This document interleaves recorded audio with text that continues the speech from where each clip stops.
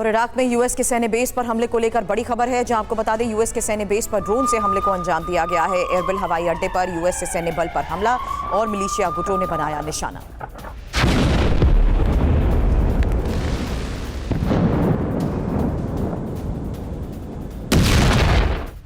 दक्षिणी लेबनान में इजरायल के हमले को लेकर बड़ी खबर आई। आम नागरिकों की कार पर कैसे गोले गिरे, देखिए। इस हमले में सिविलियन कार पूरी तरह क्षतिग्रस्त हो गई, सब कुछ तहस नहस हो गया।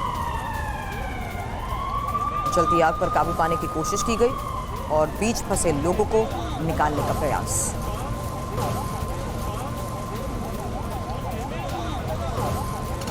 और जबालिया पर इजरायल की बमबारी को लेकर खबर यह है कि एक बार फिर से जबालिया कैंप को टारगेट किया गया है। इजरायल के हमले में इमारत ध्वस्त।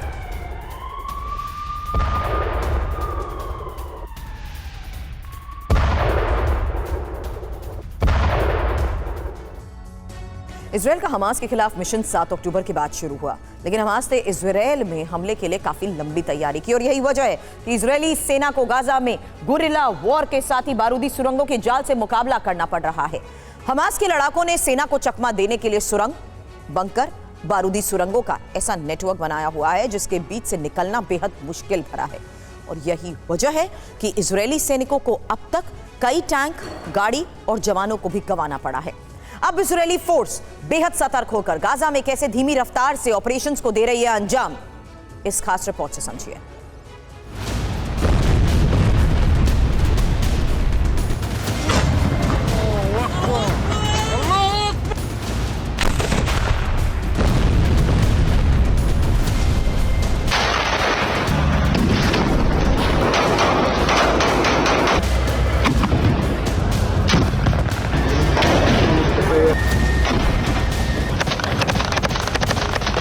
पाताल में छिपे दुश्मन और जमीन की सतह पर अनगिनत माइंस।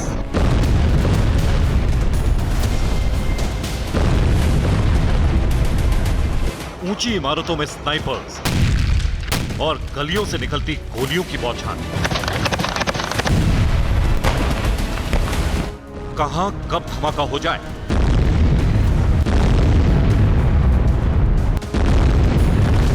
कहां से अचानक हमास के लड़ाके निकल आए, इसकी भनक तक नहीं लगती।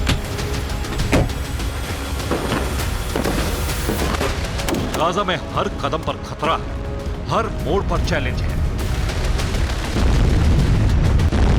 गाजा में इजरायली सैनिक घुस तो गए, लेकिन हालात चुनौतियों से भरे हैं।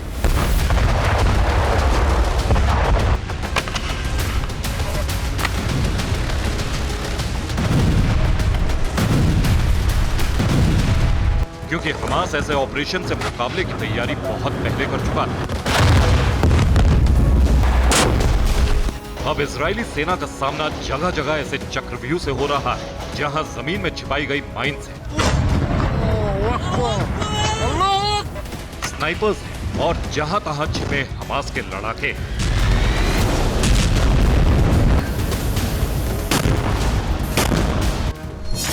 गाजा बॉर्डर के करीब बारूदी सुरंगों का जाल है, ऊंचे टीलों और इमारतों पर स्नाइपर्स तैनात हैं, जमीन के नीचे बंकर में हमास लड़ाके छिपे हैं।